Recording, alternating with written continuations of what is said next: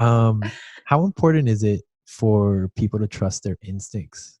Do you think, especially during this? Uh-huh. Oh my God. I listen to my gut now. And I mean, to be fair, I think there's a difference between listening to your instincts during the divorce process versus the general listening to your instincts during a relationship and knowing if someone's right for you. Those are two entirely different things. I think the whole listening to your gut during the relationship is so important because my gut is never wrong. And I'm sure some people have unfortunate guts that are wrong all the time, but mine is not. And if I'd listened to mine sooner and really had the strength to follow through what my gut was saying, then I think a lot of this could have been avoided. And I could have been dating other people and potentially having found the right person back then for me. But I honestly don't see any point in looking back in that sense because I learned a lot from that experience. Yeah. But the whole listening to your gut during the divorce process, I think it's important, but I think it's just important in the sense that you need to be really honest about the ups and downs and what you're feeling and connect to that so that you can heal. Because if you try and block things out and not listen to what's going on, both emotionally and physically in your body, then you're honestly just blocking yourself from moving forward and from healing. Does that make sense? That makes total sense. How important is it? Like, when we have an opinion about something and we feel Mm-hmm. strongly about something and we know it to be moral or immoral or whatever it is that we Mm-hmm. choose it, how important is it to be right versus have an agreement inside that conversation with your significant other? With your significant other who you're divorced from. You're divorced or getting divorced from. Getting divorced from. I mean, I think it depends on the situation because some of it is legal matters that you're discussing. Some of it is working through things that didn't work when you were married. Honestly, I think that once you've decided to get divorced, you can either take the just like let shit go because the relationship's over. Like, what's the point in fighting about it? Just learn what you need to learn and move on. But there's also you definitely get into these periods where you're still communicating with your ex post divorce and you feel entitled or not entitled. You feel free to be more honest because the relationship's over. So you don't have to be as careful with your words. And then sometimes things come out. I mean, I've had moments with my ex where we've had honest conversations in that first 6 months to explain what made us each unhappy. And to be fair, when I had those conversations with him, I wasn't doing it. I was doing it some for myself as a release. So I could like share with him finally, like, here's why I was so unhappy. I need you to recognize that to make me feel better. But also I genuinely want him to like bring a really healthy, good attitude to his next relationship and the next woman to connect to him in a way that's really nice and for him to understand here are some of the things that you do so well, you are the best partner, and here's some stuff you need to work on. So I think sometimes it's good to be honest so long as it's a healthy kind of honest and you're actually doing it to be respectful of the person you were with and respectful of yourself so that you can release stuff. And then there's other things you're just going to be spiteful. You're just going to say shit because it feels good to say. And there's moments I've done that too. I've done all that. I've kind of run the gamut with all these conversations. But I think you just have to try and exercise some emotional intelligence and have some self-awareness of why you're saying what you're saying and who you're doing it for. Yeah.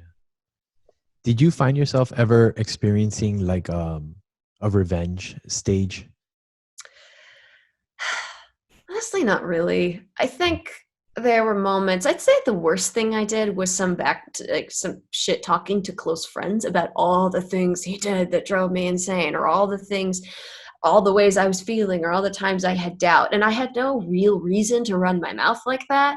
And then I have one or two friends who cannot help but shit talk him, and I will not necessarily jump in to defend him because I'm having a bad day. And it feels slightly good that they're on my side. But I never did like anything extreme where I was like throwing his shit out or not letting him see the dog. Like anytime I go to LA and my dog is with me, I text him and say, hey, I'm here with Henry. Do you want to see him? So I've never had an extreme revenge moment. It's all been pretty subtle. And like I've just had moments where I was less mature about people shit talking him or me shit talking him than I could have been. Yeah. Maddie, we've reached the last question. Ooh, okay. I think that we've covered a lot of things, and you've been completely like you've just opened up a lot of different ways of thinking about things, and ways of handling it in a way that's completely mature and very, very, very healing. Thanks. We're at to the last question. If you had to do it again, would you do it? Get divorced? Definitely. Yeah. I mean, I wouldn't marry him to try and avoid the whole shitty process, but we were wrong together. No, seriously though, genuinely, the answer is yes. I would. We were not right as a couple. We didn't fit. I wasn't happy. He wasn't happy, and it took us a while to both get there and to really, really believe that we.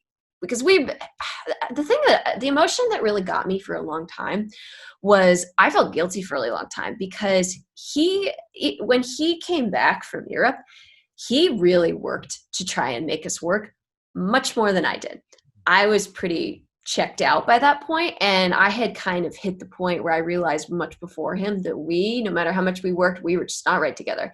And so I definitely manipulated him a little bit in that I kind of gave up so that our marriage wouldn't work anymore. So I was guilty for a long time about that, about the fact that I didn't try as hard as he did. And I did let him back in, and I did put in some effort, but I had compromised so much of myself by that point in trying to be the person he wanted me to be, that once the first time I decided we wanted to get divorced, I was like, I need to just be myself. I need to be true to myself and who I am, or else he's never going to love me for me. Like, what's the point of trying to change myself to make this marriage work? So I took that pretty extreme in the other direction, because I had done so much like remolding myself for him that then I got back to the point of, okay, fuck that. I'm over that. I'm just going to be who I am. But that also translated me into not working as hard on the marriage, because I was focused so much on myself and just trying to be my most natural me self and listen to like what I wanted and needed, while also not being a sociopath about it and trying to understand what he needed as well, but to a certain point. So the guilt really stayed with me for a while, that he had tried so hard to make us work in the last, I'd say, like 6 months of our marriage, way more than I had.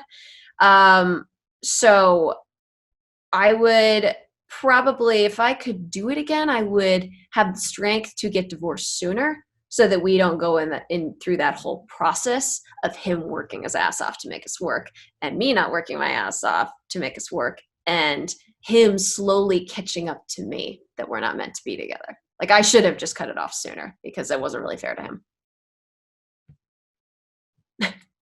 Eloquently put. Your face. Eloquently put. Ladies and gentlemen, you have the privilege of exploring Madeline's mind and processing some of her divorce and her first 6 months. Madeline, thank you so much for your time, and also for your genuine kindness. Like, you were very kind with the way that you spoke. You were very respectful of how you created your ex and yourself, and it was a real contribution to hear I'm you glad. speak. So thank you. Yeah. Thank you for having me. Yeah, I love that we ended it on me manipulating my ex into a divorce. But yeah, I mean, I have moments of maturity and moments of extreme immaturity. You know, I run the gamut. It was an eloquent ending. Thank you. Spoken very, very, very, very kindly Thank and you. truthful, that's where we make the biggest difference, right? So, Thanks. as always, guys, judge us at your own free will. Be courageous, and be vulnerable, because it makes a difference. That's a wrap on another episode of Divorce the First 6 Months. Don't forget to hit subscribe for more insights. Take care.